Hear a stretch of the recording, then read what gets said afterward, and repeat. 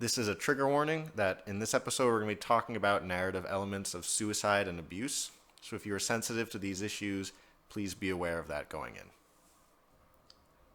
Hello, and welcome to Press F to Discuss, a podcast where we play video games and then talk about them for way too long. I'm Jared. And I'm Matthew, and today we're going to be talking about The Vanishing of Ethan Carter, which is a 2014 adventure walking simulator, kind of a little horror-y. Is it really 2014? I feel like it's older than...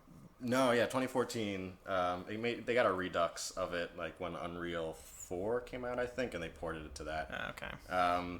So I realized it was developed by the Astronauts, which is a shoot-off of some of the guys. Is that why there's an astronaut in the game? Oh, I guess that could be. I was like, this is a weird thing. Yeah, I mean, I don't know. It makes sense within, like, the narrative fantasy of the game, so to speak. But in any case, their team also worked on, or some of the guys that worked on Painkiller.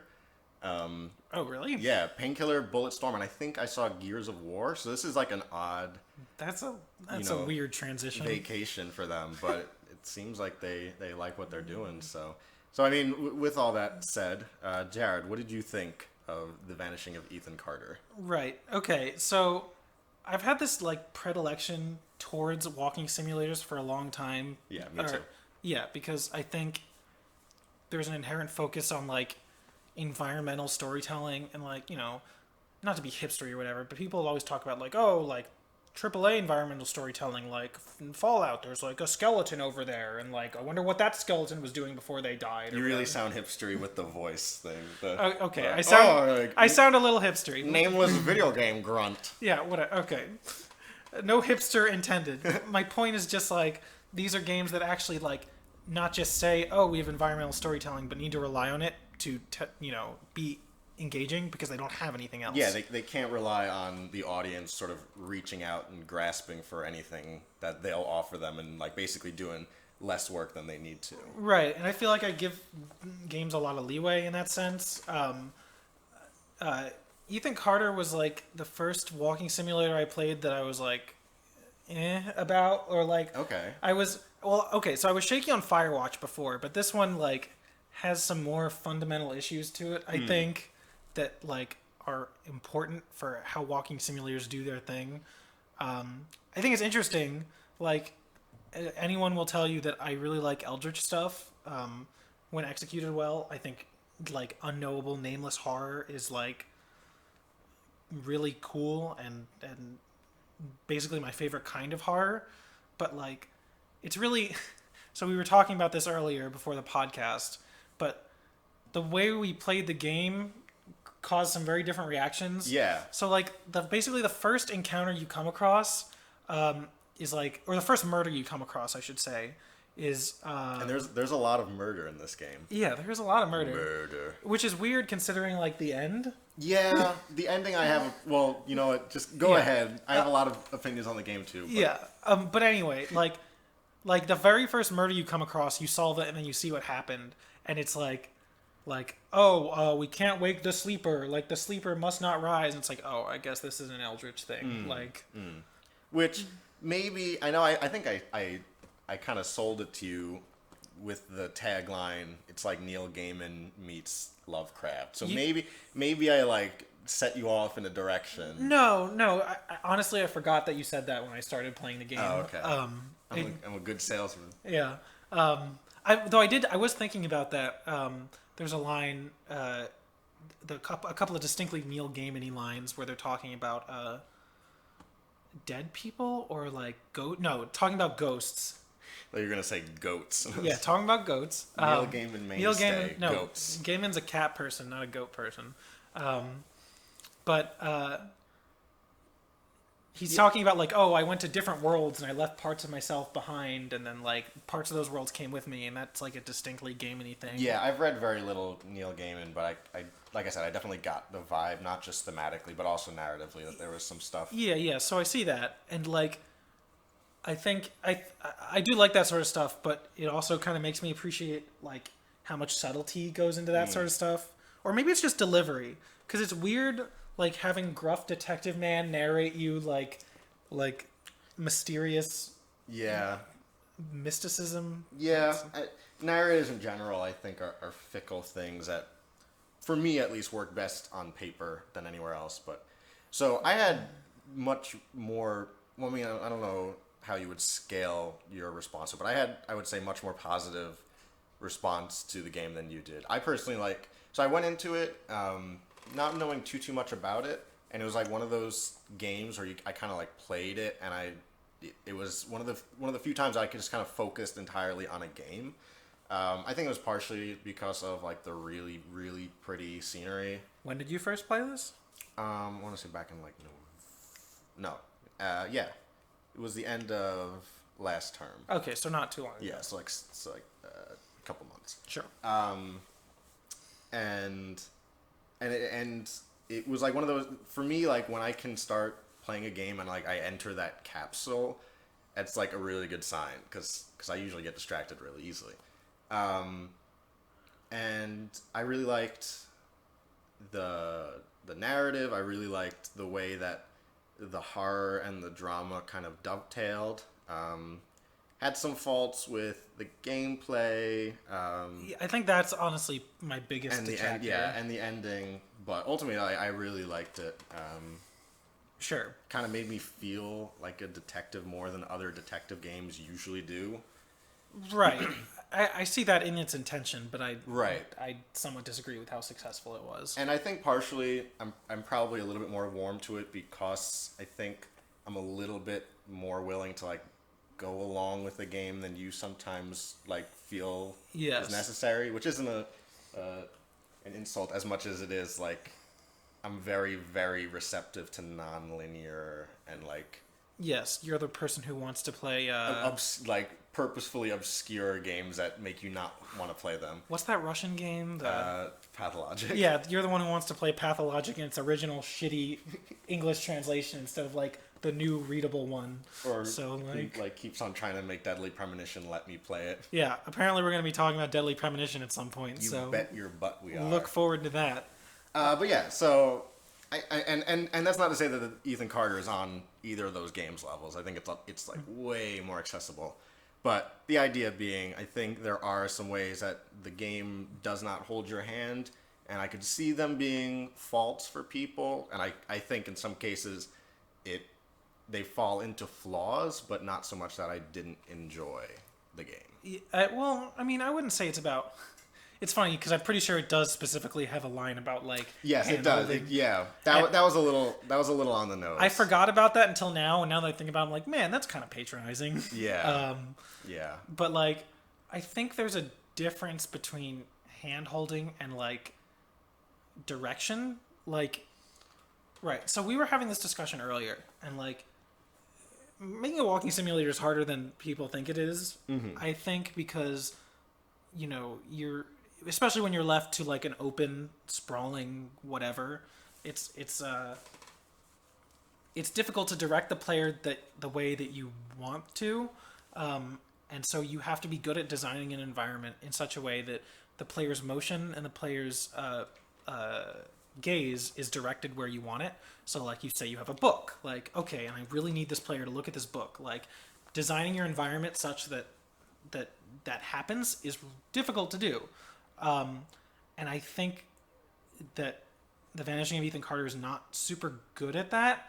Like, I described it to you as, like, rubbing my face on the environment until I found all the pieces, and in some way it feels like that. Like, so we haven't really, like, expanded on this, but the core gameplay loop of this, barring a few, like, odd optional exceptions, yes, is you come across, like, a crime scene, basically, and you have to find all the clues.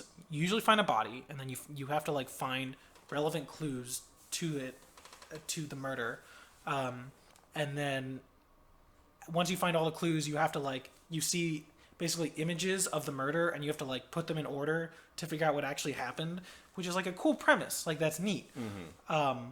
And I do like the actual ordering of the events to figure out what happened, but the actual part where you have to find the relevant things doesn't feel like detective work. It's like random guesswork. Okay, so you specifically mentioned one that frustrated you, which was finding whatever you had to find, like in the graveyard or like right off the hill by the church. Well, I had others, but yes. Okay, that was the only like search puzzle that I had a hard time with. Other than that, maybe it's just like the kind of person I really like the spatial, like here are visual clues. Now like orient yourself such that you are facing the thing that you need to be facing, sort of thing. Yeah. That's the sort of I think logic behind a lot of these puzzles was like giving you one or two identifying characteristics that then you kind of had to look nearby. Right, but then there's like weird ones, like the one in the one where the guy kills himself with the scissors. Mm-hmm. And then there's like a crime scene, right? Right. Like following you out from the mine to the building where the guy kills himself. Mm-hmm. But then the scissors are like way back in some corner, like on an elevator, like away from everything. And it's like, why are they there? Yes, that. I'm trying to remember. I can't remember if did they like put everything in its own like hub, so to speak. Like, did all of the items feel like they were where their original scene was, or did you have to like kind of like cross? Well, some of them are, but then some of them aren't. Like, again, there's this sequence where like you basically follow this guy in from the mine across a field to a building. Yeah. And then they go up the building where he's being chased with an axe. And then like in a dead end, he kills himself with scissors to stop himself from going crazy. And then the scissors are nowhere near that location. They're like outside the building, like way away, like on an elevator. And it's like, what are those doing there? Like, did they? Yeah. And then they don't explain why They don't they're there. explain, Yeah. Or maybe like I missed it somehow. But like my point is just that like I don't feel like sometimes it's obvious and sometimes everything is where you need it. But then sometimes it's just like I have no idea where the last piece is. Yeah, I get that. I mean, I think that was something that I kind of avoided by way of being such a not exploratory, but like a player that like goes at the game world in like a different order than you're supposed to. Sure, yeah. I kind of explored widely first and then started doing the puzzles because I didn't actually understand the core mechanic of like pinpointing a location of something until I had already, been across the whole world several times. Sure, yeah. Which is an interesting failure on my part, so to speak, wherein like I was not advancing the game the way that I thought I was. Yeah, right. And it ended up working in my favor and in the developer's favor, but I don't know, like, does that count as a point for them or for me? I don't know. I mean, it doesn't have to be a point either way. It's just like a score a goal. Like when I start at the puzzle, it's weird that I can't find all the pieces immediately. Yeah, and I think that's that's like kind of a ludonarrative necessity, so to speak. Yeah. Where it's like, if everything is self-contained, then you have a hard time sort of incentivizing the player to look beyond the hubs themselves. Sure. And so all the connective tissue between them is kind of discounted by the fact that there's nothing there. Right. But it's not just that. So I think there's like, in game design, there's like a color coding thing, like, coding things in the environments the player knows they're interesting or not interesting or dangerous or whatever. And that's been a thing since, Mario, like the original Mario game. It's still relevant today, like coding things in the environment so to pay attention to them. Right. That was something that like Valve was also always really good at, and like the Half-Life games was directing your attention towards things. Sure, color coding platforms so you know where to place portals or whatever. Right. But this game has really pretty environments, but they're not designed well as game environments. Yes. So that's interesting because so one of the main features of this game was that it was basically the game world was textured using photographs, like 3D photographs of real objects, and then like mapping them onto the world. And so as a result, that means that everything looks super lifelike and like really beautiful.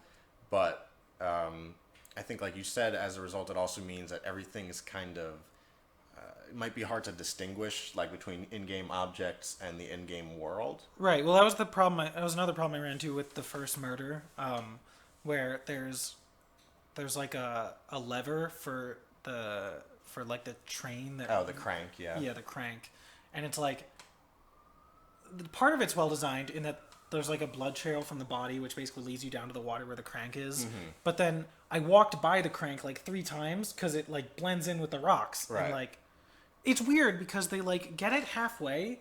Like when you notice objects, it gets like really bright white like words over them, like inspect or touch, and those are really obvious. Like those are excellently color coded, but they don't trigger until you like You're on them. Yeah, until you acknowledge the object. So it's Yeah. like you clearly know the theory, but like then you didn't follow through on it.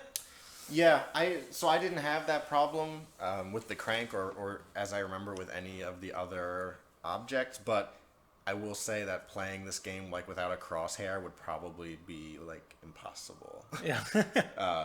Because I can't do anything in game without some kind of way of orienting myself.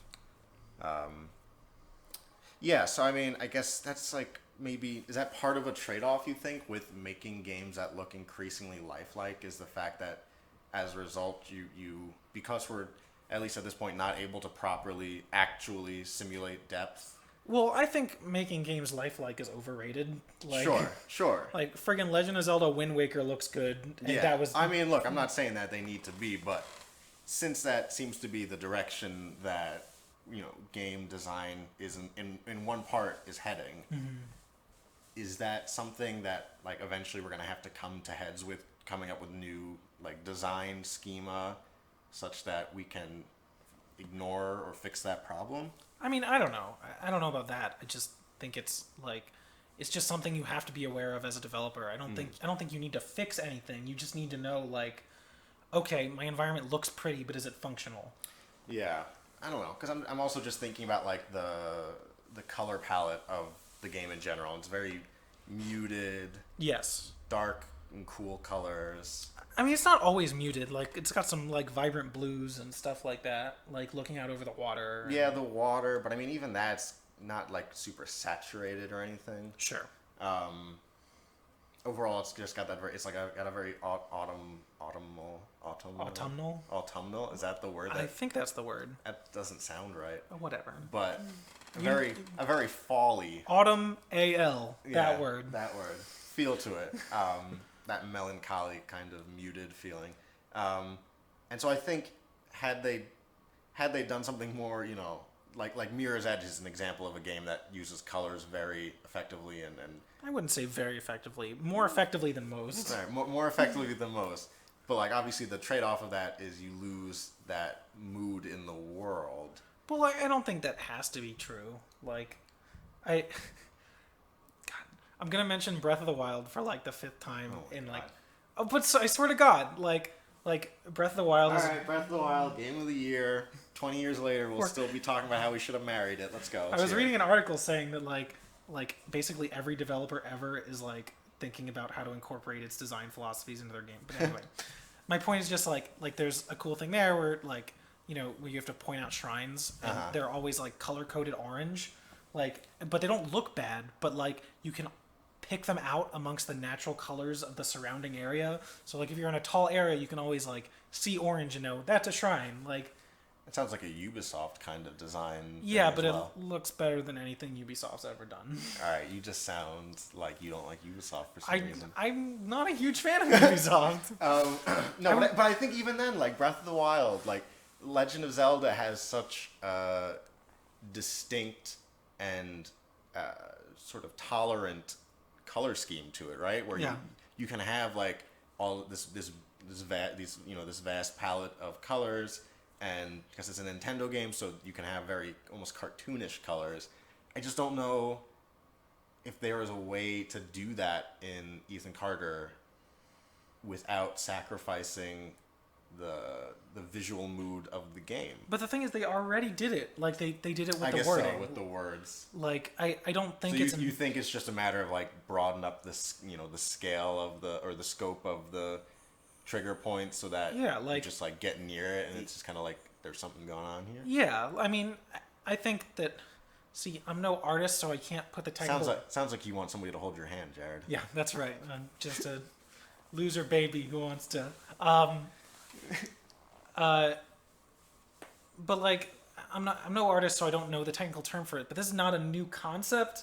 Like Right. paintings have been doing this since I mean, forever. it's contrast, right? Yeah. That's the idea. Yeah, right. So it's just a matter of, you can make your environment naturalistic and still hit the right contrast so objects stick out. Like I don't think that's like a super unattainable goal. Right. I just wonder, like, within the scope, like, yeah, how effectively that trade-off could occur. I wonder. Sure, yeah. But so let's actually talk about the story because we haven't done that at all. Yeah. So, So what did you think of the story? Okay, well, why don't I ask you first? All Like, right, fine. I'll go first. You like So- it more than I do. What do you like about it?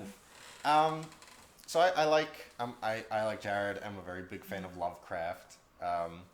Less so of Neil Gaiman, but that's just because I haven't really read any of his stuff. It's far too life affirming for you. Yeah, I know, too optimistic. I don't know. So I really like the narrative. I like family conflict a lot, or I like reading about family conflict. I don't like it in itself. Homewrecker. Yeah. I like Lovecraftian elements. I like just kind of like wandering around a landscape and getting the story in bits and pieces. And I also probably like non-linear stories as well. So it just kind of hit a lot of the right notes for me. I did not like the ending as much as I liked everything leading up to the ending. So like I guess like the main twist, so to speak, is that ultimately you are a figment of Ethan's imagination as he's dying in a house fire. Yeah. And I think that's a bad twist for a variety of reasons. But Well, so I don't think it's so it's a twist that I don't like because I think interesting to think about the game as this big metaphor for family conflict as understood through the lens of like a 12-year-old kid who can only really grapple with the world with weird fiction and fantasy stories. Right. I think that's a really interesting lens through which to look at like that kind of conflict and see like how do we deal with that and how do we have this effect on people around us. But I think the twist makes sense because the idea is like this is just how Ethan is grappling with this other, new tragedy in his life. But I think it takes away from the idea that there is actually like a gigantic eldritch horror beneath the ground in this land that is arisen out of the hate of your family's heart. Right. Okay. So I have issues with the ending, and we should dig into them. But first, let's like go to like the rest of it. Okay. Like, so like talking about so the core narrative, which turns out to be the imaginations of a child, is that like this eldritch monster slowly corrupts Ethan's family and like turns them against him because he's like Against each other and him, yeah. Yeah, and like it's supposed to be some kind of like dysfunctional family thing brought on by like loneliness out in the wilderness and stuff like that. Right. But I think my problem is that like it feels like his family only exists in that context. Like they only exist in this context of quote unquote nice people who were who maybe had some issues, who were like fed upon by the monster, whatever you want to call it. And like I feel like if you want to make it so personal, you have to give us more. So like there's one nice thing that's like you find a tent with like a note. Yeah, I was thinking of the note too. Yeah, which is Ethan's mother apologizing to him for yelling at him or hitting him. For yelling at him. She's like basically overbearing and kind of emotionally inflexible. Yes, which is like, and that's great, but then there's just not like there's not enough of that. I don't think. Yes, I mean I don't know. I don't agree. I'll admit that there isn't a lot of the stuff outside of the frame narrative or the metaphor of the sleeper. Not the frame narrative. Yeah, the metaphor of the sleeper. Sure. But I do think that there's a lot of characterization that goes on in how his family is responding to this, ancient horror, Sure. albeit not as like, the family responding just like to life as a family. So like we kind of get the idea like the dad is a little bit of not even like a wimp as much as he is just like I think kind of tired and like at a midlife stage. Oh yeah, there was that one interesting thing you can find in the mines with the dad is like an inventor of some kind. Right, yeah, he's like an inventor and his wife is like disappointed in him because she thinks he's weak-willed and basically has to constantly live around all of his failed inventions. And Ethan also lives with I think it's brother on his mom's side, or so his uncle on his mom's side. Yes. And his cousin, and they are both like very callous people who think Ethan is kind of wimpy, and so they make a lot of fun of him. Yeah, I mean they specifically call him like a faggot at the end of it. Yeah, yeah. There's like they're pretty heavy-handedly homophobic. So I guess the idea being like the like small little forest family. Yeah, like non-masculine kind of thing, non-masculine kid or whatever. And like the grandpa is like he's one of the few that kind of pushes back against the sleeper because he's so old and tired, and because he misses his wife and stuff. So I don't know. I think that there was a lot that went on in their interpersonal relationships that was actually kind of informative and personalizing. Sure, to some degree. Well, I think. So are you saying that you wanted to see more of what their family was when they weren't fighting, or yeah, like okay. like before the onset of things. Like it feels like their family only exists from the moment that Ethan opened the like Slayer. Where did I get that word? The Slayer. The Slayer. The like Raining blood. Yeah, the evil. The sleeper. Yeah, the Eldritch. sleepers. Yeah. The sleepers cave. Yeah, and I think I'm trying to remember. I think the idea was that like moving out here put them in like this isolated spot, and where it really started to underscore their dad's the dad's kind of lack of independence. Sure. So I wouldn't be surprised if the idea is that moving, because specifically they move into this house that basically is like over a hellmouth, so to speak. Yeah. Is that a Buffy the Vampire Slayer That reference? is a Buffy the Vampire Slayer reference. I don't even know how I know that.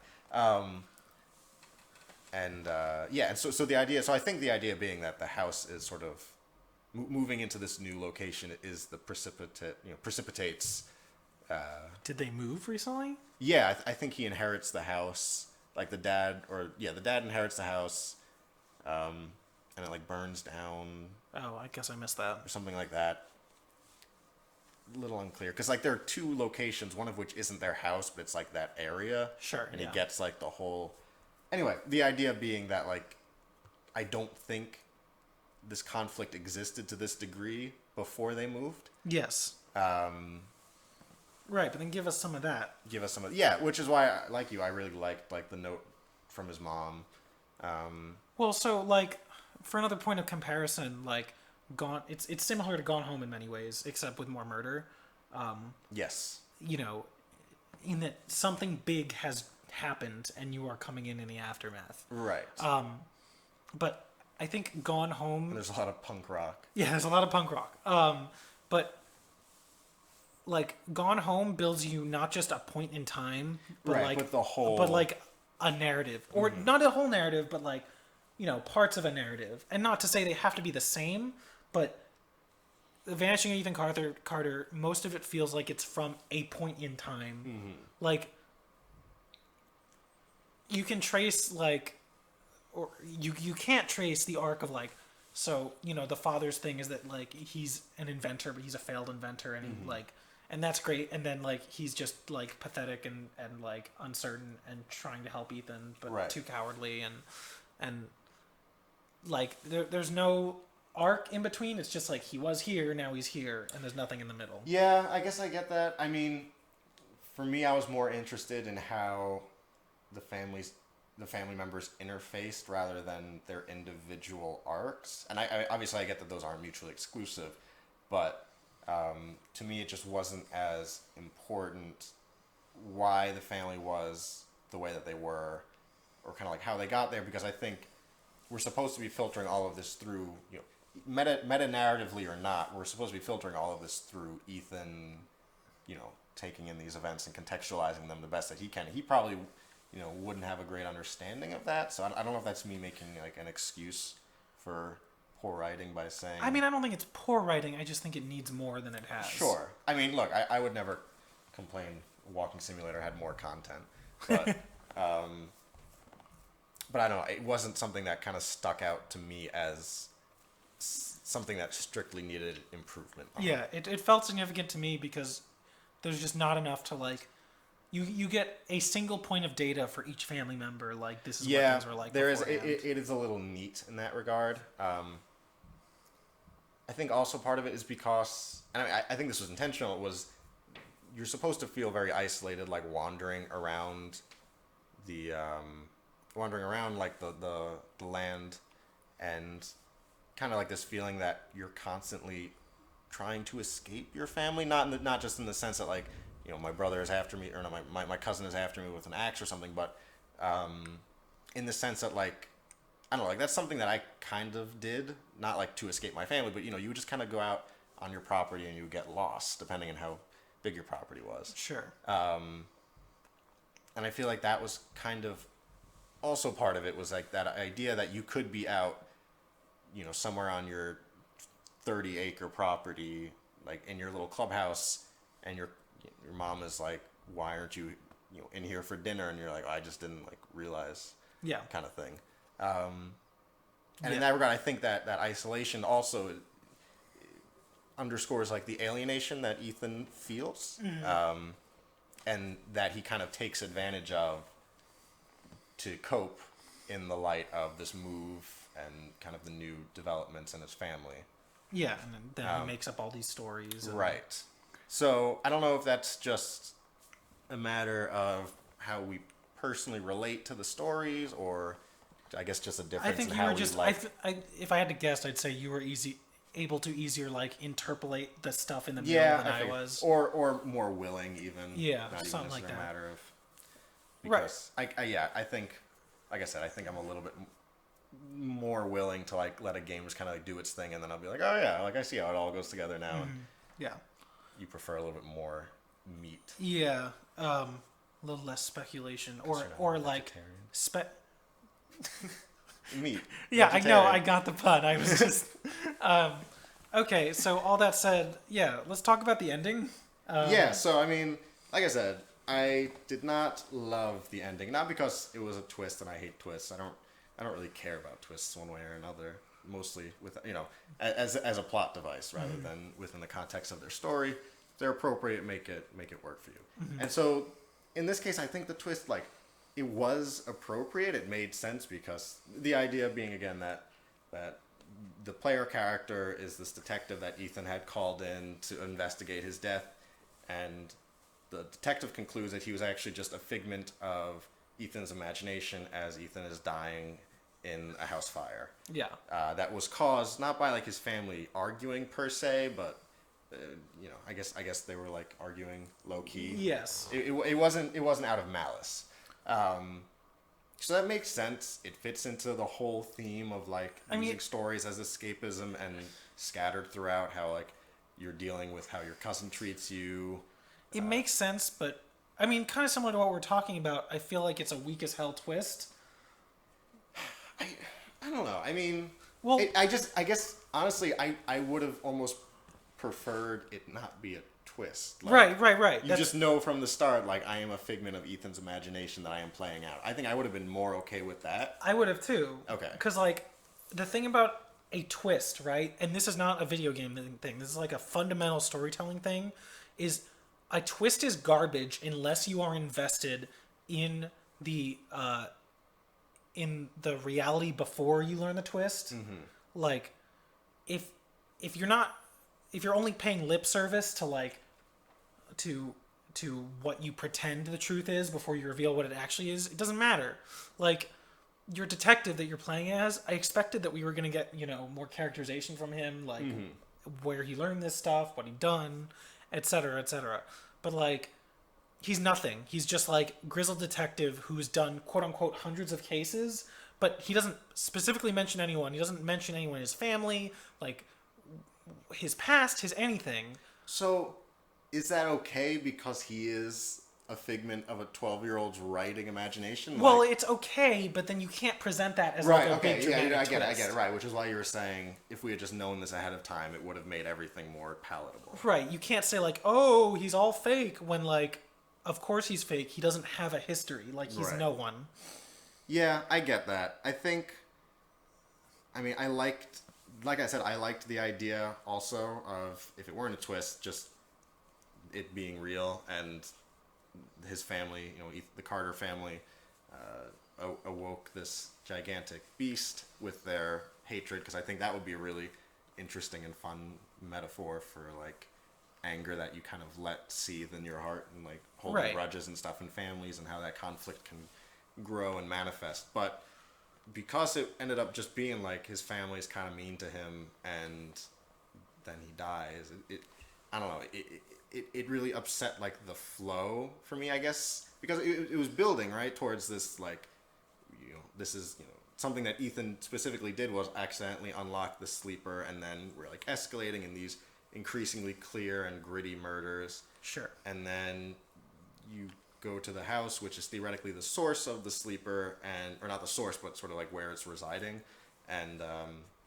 it's just like Ethan was dead, and like, yeah, and then it's like, bummer. Like, what would have been great is if it weren't like a twist, but like a slow reveal, like, and not like a surprising reveal, like a slow, like, you just realize it. It's not like a big moment. So it's like, it's sad because you start to realize that you're a coping mechanism, and like, knowing that is so much more impactful than not knowing it until the end. Right. Like, it fills things with an inherent sort of sadness, because like, you could have played on that, like, the fact that you can't do anything that Ethan couldn't do because you're only his coping mechanism. Yeah, and you're, I don't know, I guess whether or not you would know that he was dead is perhaps a different thing, but... Right, you don't have to know that, but like... Yeah, just knowing that you exist only in his... in imagination. You're like a noir golem. A noir golem? Yeah. Yeah, I guess so. Yeah, it's just... Made of stone and drinks whiskey. I guess he must drink whiskey because he's the like the stone hits hard, but the whiskey hits harder. You done? You good? There are these... I don't know what else happens in noir stuff. There are broads, right? Yeah, there are broads with legs that go for miles that look like trouble the minute they walk in the door. And like shadows and... Yeah, and lots of smoking and...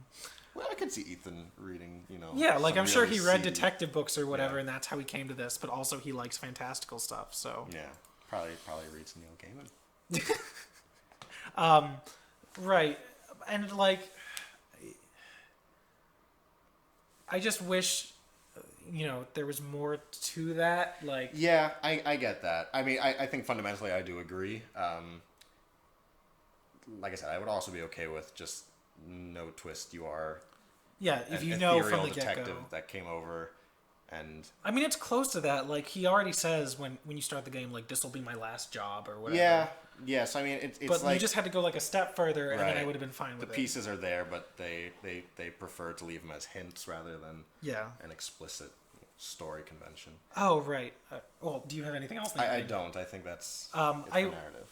I wanted to talk about, just stop on the voice acting, because the voice acting is really mediocre. You think so? I thought it was like completely...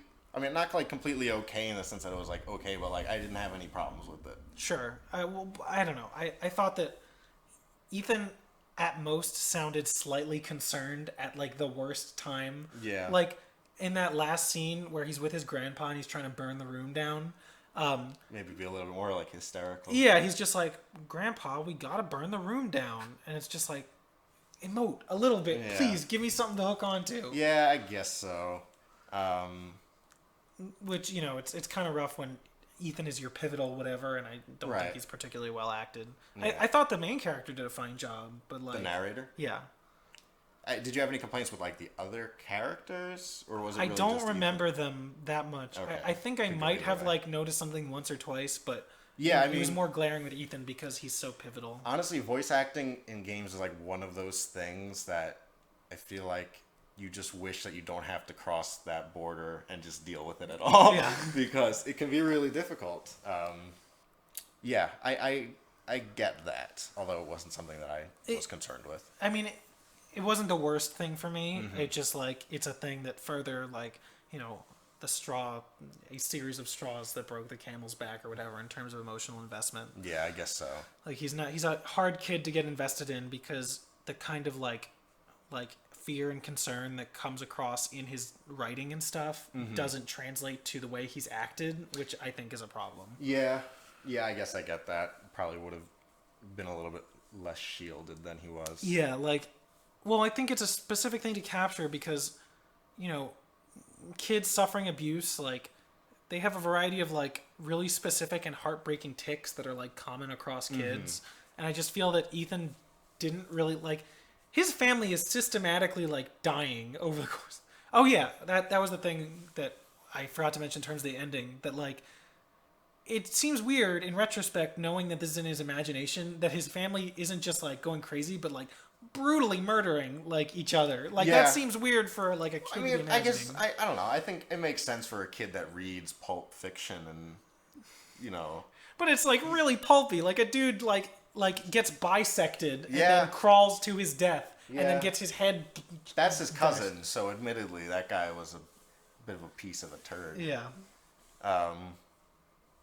But anyway, yeah, my no, point- no, it's true. It is a surprisingly gritty game. Yes. Which it feels weird given the context of the game that you get at the Yes. end. Yes, which is why I think I would have almost preferred it just be all real and brutal. Yeah. But yeah, that's basically all I had. Yeah, I mean, I'll just note also, I think the soundtrack was like really good, Yes, I did like the soundtrack. and the segment with the miner. What did you think of that? That segment sucked. I remember like I played and I died once or twice, and I was just like, this is such a different game all of a sudden. Yeah, like hide from the spooky miner. Yeah. I mean, it's not even like hide. It's just if you see the miner, turn around and walk away, and then you're Right, fine. And it's just right. like, why is this Well, here? I don't know. I guess I think it could have just done without the miner. I would have been fine with it. Just find the bodies in the maze. Sure. Yeah, and that would have been creepy enough. But instead, there's. I guess because of the narrative of the subplot where there is one last miner that the ancient god. Yeah, but there's didn't got to be a kill. better way to do that than Yeah. than he just jump scares you if you don't walk away it from felt very YouTube-y. Yes. I almost uploaded my reactions. God, we have come across like such hipsters in this episode. Yeah, I know. I'm sorry. I promise. Okay, we're a little bad. We're not that bad. Ugh, I'm a YouTuber. Stop it. I like jump scares. You're digging us a hole. Cut that out this instant. Ludonarrative dissonance. No, it's just you regularly. Hey. Anyway, this has been Press F to Discuss. Thanks for joining us. Next week, we'll be back with With Whiskey on the Rocks, a survival tale.